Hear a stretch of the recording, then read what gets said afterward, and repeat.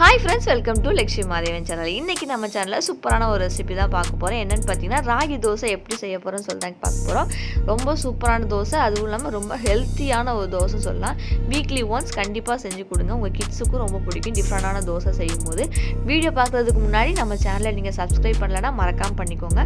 அப்படியே பக்கத்தில் இருக்கிற பெல் ஐக்கானையும் ப்ரெஸ் பண்ணிக்கோங்க. நம்ம வீடியோவுக்கு ஒரு லைக்கும் போட்டுக்கோங்க. தென் நம்ம சேனலில் ராகி தோசை மட்டும் இல்லை, அடை தோசை, பன்னீர் மசாலா தோசை, முளைக்கட்டின பச்சை பயிர் தோசை அப்படின்னு சொல்லி வெரைட்டி தோசையும் அப்லோட் பண்ணியிருக்கோம். ஸோ அதையும் மறக்காமல் செக் பண்ணி பாருங்கள். இப்போ நம்ம வீடியோக்குள்ளே போகலாம் வாங்க. ராகி தோசை செய்கிறதுக்கு என்னெல்லாம் தேவைப்படுன்னு சொல்லி பார்த்துடலாம். ஒரு உலக்கு ராகி எடுத்திருக்கேன். நெக்ஸ்ட் என்னன்னு பார்த்தீங்கன்னா, உருட்டு உளுந்து இருக்குல்ல, ஸோ அது அரை உலக்க எடுத்திருக்கேன். கருப்பு உளுந்து போடாதீங்க, ஸோ உருட்டு உளுந்து போட்டுவோங்க. ஏன்னா நம்ம தோலெல்லாம் எடுத்துகிட்டு இருக்க முடியாது, எல்லாமே சேர்த்து மிக்ஸ் பண்ணி போடுறதுனால. ஸோ அதனால் வெள்ளை உளுந்து போட்டுக்கோங்க, அதுதான் நல்லாயிருக்கும். ஸோ வெள்ளை உளுந்து, அப்புறமா ஒரு ஸ்பூன் அளவுக்கு வெந்தயமும் ஆட் பண்ணியிருக்கேன். இவ்வளோதான் தேவையான பொருட்கள். நெக்ஸ்ட் என்ன பண்ண போகிறோன்னு பார்த்தீங்கன்னா, தண்ணி ஊற்றி நல்லா கழனி பசஞ்சு எடுக்க போகிறோம்.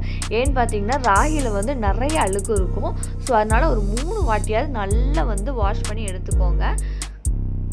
வாஷ் பண்ணதுக்கு அப்புறமா ஒரு அரை கப்பு அவல் எடுத்துக்கலாம். ஸோ அவளையும் ஆட் பண்ணிக்கிட்டு தண்ணி ஊற்றி நல்லா நம்ம ஊற வைக்கலாம். எவ்வளோ நேரம் பார்த்தீங்கன்னா, மேக்ஸிமம் ஒரு 3-4 மணி நேரமாவது ஊறணும். ஸோ அதுக்கேற்ற மாதிரி ஊற வச்சுக்கோங்க தண்ணி ஊற்றி. ஒரு 4 மணி நேரத்துக்கு இதை டிஸ்டர்ப் பண்ணவே வேண்டாம், ஒரு ஓரமாக வச்சுக்கோங்க. 4 மணி நேரத்துக்கு அப்புறம் பார்த்தீங்கன்னா ஓப்பன் பண்ணி பார்த்தா நல்லா ஊறி போய் இருக்கும். பார்த்தாலே தெரிஞ்சிருக்கும்னு நினைக்கிறேன். நல்ல ஊறி போய் இருக்கும். இந்த டைமில் நம்ம மிக்ஸி ஜாருக்கு மாற்றி கொஞ்சம் கொஞ்சமாக நைஸாக அரைக்க ஆரம்பிச்சிடலாம். ரொம்ப நிறைய தண்ணி ஊற்றாமல் கொஞ்சம் கொஞ்சமாக தண்ணி ஊற்றி அரைச்சி எடுத்துக்கணும். அரைச்சி எடுத்துக்கிட்டு சேம் அதே பாத்திரத்தில் நம்ம மாற்றி எடுத்துக்கலாம். நல்லா நைஸாக அரைச்சிக்கோங்க. கொஞ்சம் ராகியோட உமியெல்லாம் இருக்க தான் செய்யும். ஸோ அதனால் ஒரு பிரச்சனையும் இல்லை. ஸோ இப்போ நம்ம பாத்திரத்துக்கு மாற்றிடலாம். பாத்திரத்துக்கு மாற்றிக்கிட்டு ரொம்ப கெட்டியாக இருக்குது அப்படின்னா கொஞ்சம் தண்ணி ஆட் பண்ணிக்கோங்க. அப்புறமா நம்ம சுவைக்கு ஏற்ற மாதிரி உப்பும் ஆட் பண்ணிவிட்டு கையை வச்சு பிசைஞ்சிக்கோங்க. ஏன் அப்படின்னா மாவு புளிக்கணும். ஸோ மாவு புளிச்சு பொங்கி வந்தால் மட்டும்தான் தோசை சாப்பிட்றதுக்கு சூப்பராக இருக்கும். நம்ம தோசை மாவு நார்மலாக எப்படி விரவி உப்பு போட்டுலாம் விரவி வைப்போம்ல, ஸோ அதுக்கேற்ற மாதிரி இதையும் உப்பு போட்டு விரவி எடுத்து அப்படியே மூடி வைங்க. கரெக்டாக 8 மணி நேரம் ஆச்சு எனக்கு. 8 மணி நேரத்துக்கு மேலே தான் ஆச்சு சார். 8 மணி நேரத்துக்கு முன்னாடி அது பொங்கவே இல்லை எனக்கு. கரெக்டாக 8 மணி நேரம் ஆச்சு மூடி வச்சு.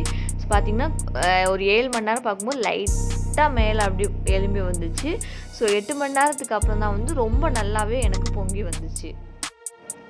8 மணி நேரத்துக்கு அப்புறமா பார்க்கும்போது நல்லா பொங்கி வந்திருக்கு. ஸோ இதுதான் கரெக்டான பதம்.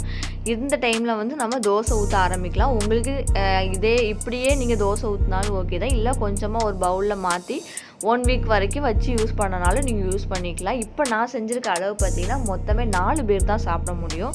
ஸோ எனக்கு இப்போ உடனே காலி ஆயிரும். ஸோ அதனால் நான் அப்படியே வச்சு யூஸ் பண்ணிக்கிறேன். இல்லை நீங்கள் கொஞ்சமாக இதை ஃப்ரிட்ஜில் வச்சுக்கிட்டு கொஞ்சம் கொஞ்சமாக எடுத்து கூட நீங்கள் யூஸ் பண்ணிக்கலாம். உங்களுக்கு தண்ணி வேணும் அப்படின்னா தண்ணியும் கொஞ்சமாக ஆட் பண்ணிக்கலாம். அதுக்காக ரொம்ப தண்ணி ஆக்கிற வேண்டாம்.